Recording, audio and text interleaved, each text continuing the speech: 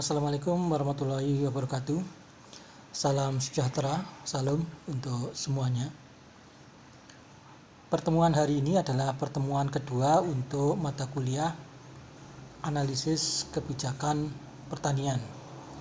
Dan tema kita hari ini itu adalah definisi, tujuan, dan sifat dari kebijakan atau bentuk dari kebijakan. Ini adalah pertemuan kita yang kedua, jadi seperti pada mata kuliah yang lain, yang pertama dipelajari adalah tentang definisi, maksud, tujuan, dan bentuk-bentuk. Biasanya seperti itu, dan termasuk juga pada kuliah hari ini. Kalau yang pertemuan pertama itu kan sekilas pengantar dan kontrak kuliah. Nah, yang kedua hari ini adalah definisi, tujuan, dan sifat atau bentuk dari kebijakan. Yang pertama kita bahas mengenai definisi dari kebijakan agribisnis. Kebijakan itu bahasa Indonesia awal mulanya itu adalah dari bahasa Yunani, polis, yang artinya negara atau kota. Kemudian diadopsi ke bahasa Latin, politiae, sama artinya ya sekitar pemerintah, kota atau negara. Kemudian diadopsi ke dalam bahasa Inggris, politiae atau police, dan ke bahasa Indonesia yang artinya adalah kebijakan. Nah, kebijakan itu sendiri banyak definisinya, tetapi pada intinya itu adalah menyangkut pengaturan terhadap publik, masyarakat, dan ke pemerintahannya. Itu definisi dari kebijakan.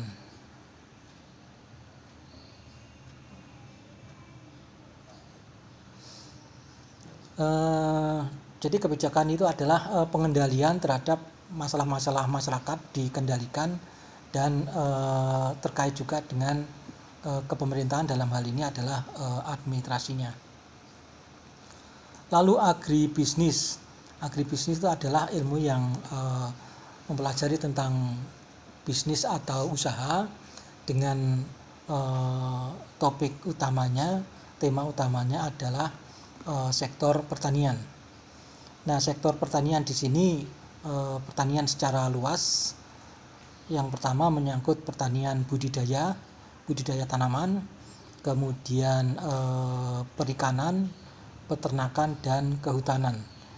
Jadi kebijakan agribisnis yang dimaksud di sini adalah terkait dengan sektor pertanian secara luas, budidaya tanaman, perikanan, peternakan, dan kehutanan. Lalu apa tujuan dari kebijakan? Kenapa kebijakan itu dibuat? Tentu ada tujuannya. Tujuannya macam-macam juga, tetapi secara umum ada beberapa tujuan, baik jangka pendek, menengah, atau panjang. Tujuan dalam jangka pendek atau yang terdekat itu adalah melindungi hak-hak masyarakat, melindungi hak-hak warga negara. Kalau di sektor pertanian atau kebijakan di agribisnis, maka lebih banyak melindungi ke pelaku pertanian, melindungi petani, melindungi nelayan, melindungi peternak, dan melindungi pelaku-pelaku di sektor kehutanan. Jadi melindungi hak-hak itu jangka pendek, yang mana ketika masyarakat tani ini dilindungi, maka itu akan menciptakan adanya ketertiban di lingkungan masyarakat tani. Jadi masyarakat taninya tidak galau, tidak bermasalah, sehingga bisa bekerja dengan tertib. sesuai dengan ketentuan-ketentuan atau aturan-aturan yang sudah ditetapkan sehingga tertib. Kalau sudah tertib terus mengapa memangnya kalau sudah tertib gitu ya? Tentu ketika kondisi tertib itu bisa terjaga, ketertiban masyarakat itu terjaga, tentu masyarakat akan menjadi tentram, akan menjadi damai. Jadi tujuan dari kebijakan itu dalam jangka menengah atau panjang itu adalah menciptakan ketentraman dan kedamaian. Kalau di agribisnis berarti adalah ketentraman dan kedamaian untuk masyarakat tani, kedamaian untuk peternak, nelayan, dan pelaku kegiatan kehutanan.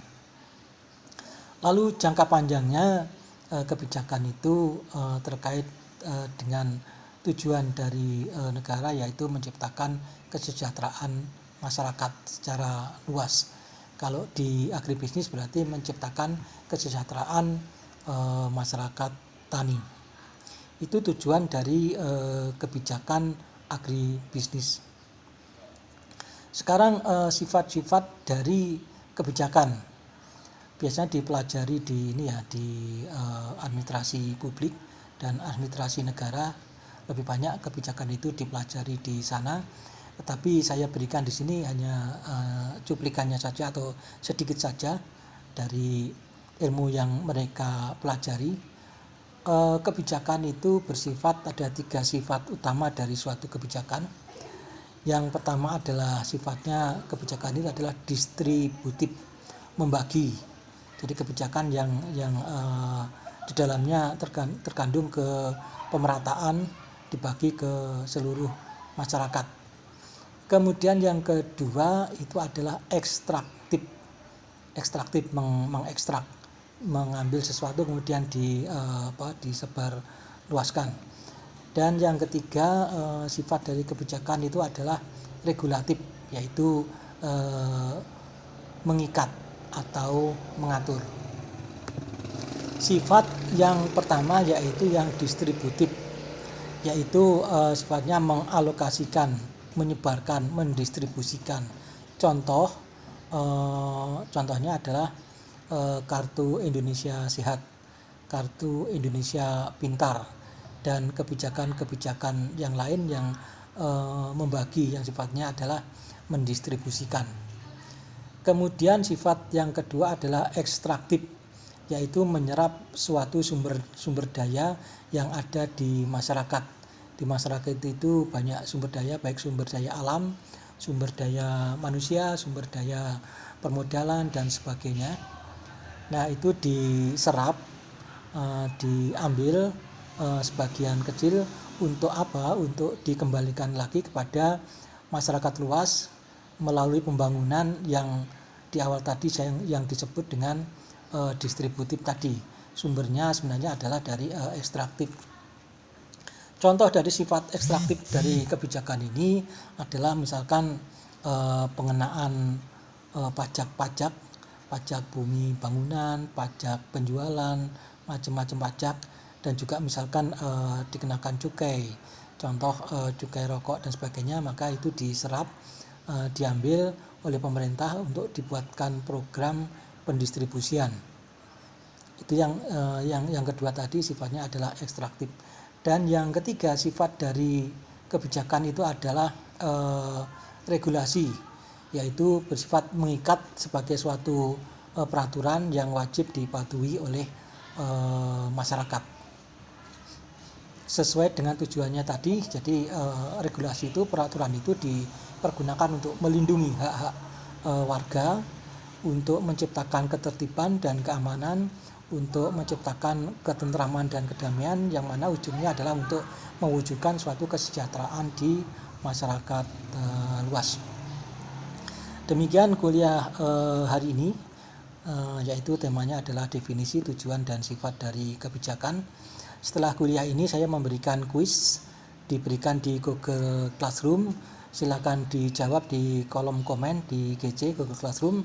Sebelum menjawab, ketik nama dan NIM yang sekaligus merupakan absensi dari kuliah saya hari ini. Demikian saya akhiri. Wassalamualaikum warahmatullahi wabarakatuh. Salam sejahtera, salam.